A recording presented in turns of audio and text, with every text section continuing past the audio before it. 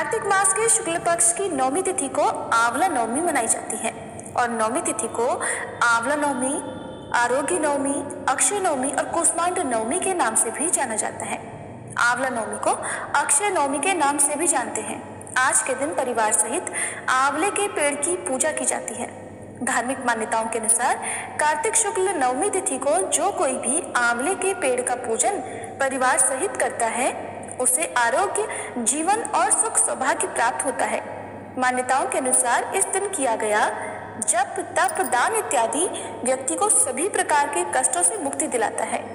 आंवला नवमी की पूजा के समय इस व्रत से जुड़ी कथा को जरूर पढ़ना या सुनना चाहिए, तभी इस पूजा का अक्षय फल भक्तों को मिलता है। कहा जाता है कि अगर आज के दिन कोई भी शुभ काम किया जाए तो उससे अक्षय फल की प्राप्ति होती है। और आज के इस वीडियो में आप सुनेंगे आंवला नवमी के दिन सुनी जाने वाली कुछ पौराणिक कथाएं। सबसे पहले तो आप सभी को आंवला नवमी की हार्दिक शुभकामनाएं। अगर आज की ये कथाएं आपको पसंद आए तो वीडियो को लाइक जरूर कीजिएगा। पहले जाने आंवला नवमी के महत्व के बारे में। तो महिलाओं को आज के दिन सुबह जल्दी स्नान करके आंवले के पेड़ के पास जाना चाहिए और उसके आसपास सफाई करके पेड़ की जड़ में साफ जल अर्पित करना चाहिए। इसके बाद पेड़ की जड़ में दूध अर्पित करना चाहिए। चढ़ाए हुए दूध में से थोड़ा सा दूध और पेड़ की जड़ की मिट्टी को अपने सिर पर लगाना चाहिए। पूजन सामग्रियों से जैसे धूप, दीप, अक्षत आदि से पेड़ की पूजा करके उसके तने पर कच्चा सूत या मौली 7 बार परिक्रमा करके लपेटी जाती है। कहीं कहीं पर 108 बार भी परिक्रमा करते हैं।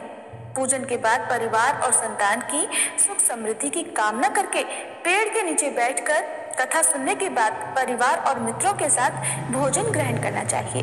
यदि भोजन ग्रहण करना संभव ना हो तो आंवले के फलों का सेवन भी आप वृक्ष के नीचे बैठकर कर सकते हैं। आज के दिन आंवले का सेवन किसी न किसी रूप में जरूर करना चाहिए और आंवलों का दान भी करना चाहिए।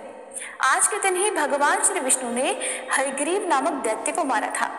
आंवला नवमी पर ही भगवान श्री कृष्ण ने कंस का वध करने से पहले 3 वनों की परिक्रमा की थी।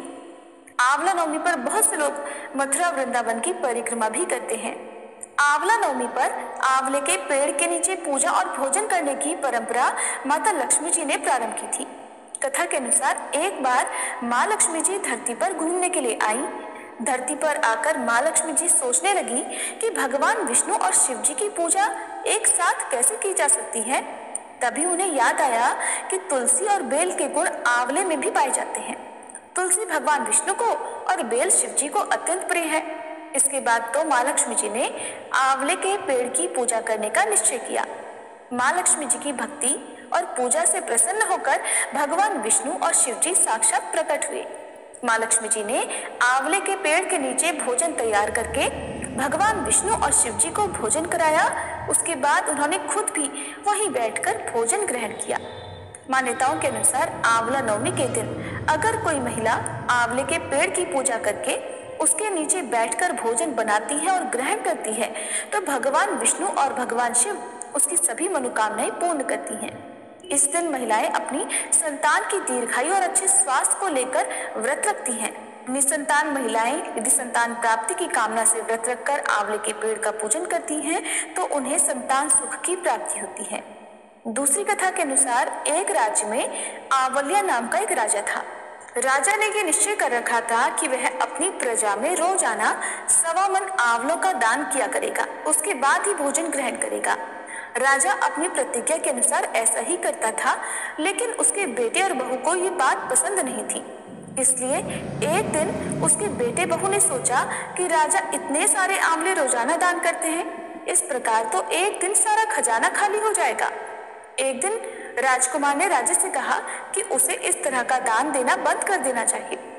राजकुमार की बात सुनकर राजा को बहुत दुख हुआ और राजा ने रानी के साथ महल का त्याग कर दिया। फिर क्या था, राजा आंवला दान नहीं कर पाए और अपनी प्रतिज्ञा के अनुसार उन्होंने कुछ खाया भी नहीं। जब भूखे प्यासे 7 दिन हो गए तब भगवान को उनके ऊपर दया आ गई। इसलिए भगवान ने राजा के लिए जंगल में ही महल, राज और बाग बगीचे सब बनवा दिए और ढेरों आंवले के पेड़ लगा दिए।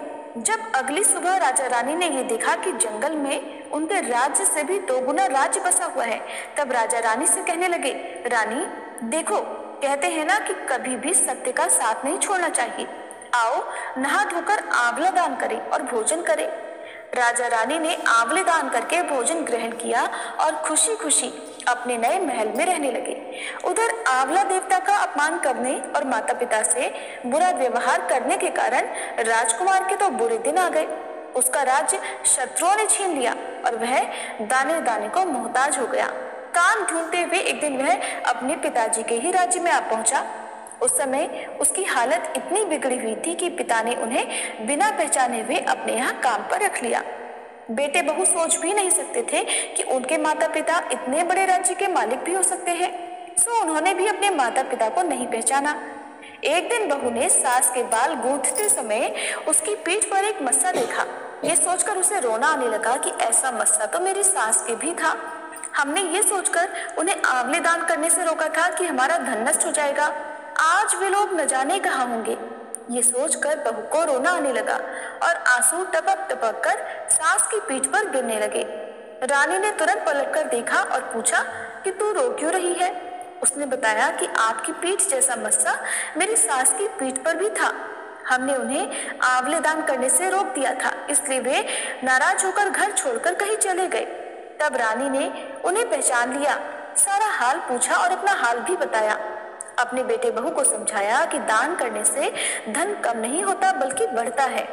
तब बेटे बहू भी अब सुख से राजा रानी के साथ रहने लगे और आंवलों का दान करने लगे।